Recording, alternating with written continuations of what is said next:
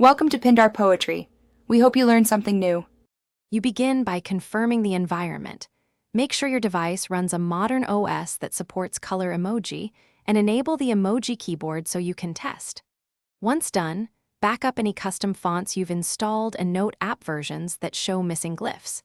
Now start by disabling extensions or apps that replace fonts because they often block emoji rendering. Follow these initial fixes first. They remove common conflicts and let you isolate whether the problem is system, app, or font-related. You should now install or restore a proper emoji font so glyphs render correctly.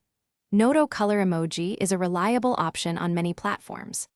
After installing, remove any conflicting font files from your font's directory and clear the font cache because stale caches can keep the old, broken fonts active. Once those actions are complete, restart the specific apps showing issues, and then reboot the system to ensure the font subsystem reloads cleanly. This sequence fixes most rendering and substitution problems.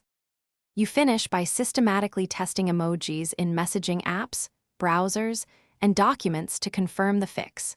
Differences reveal whether an app-level rendering engine is the issue. If problems persist, update the OS and apps because newer releases include emoji and rendering improvements, and inspect fallback font order so emojis aren't overridden. Make sure to rebuild the font cache or try a new user profile as a last diagnostic step. This isolates corrupted profile settings and typically... Thanks for watching. Consider subscribing if we helped you.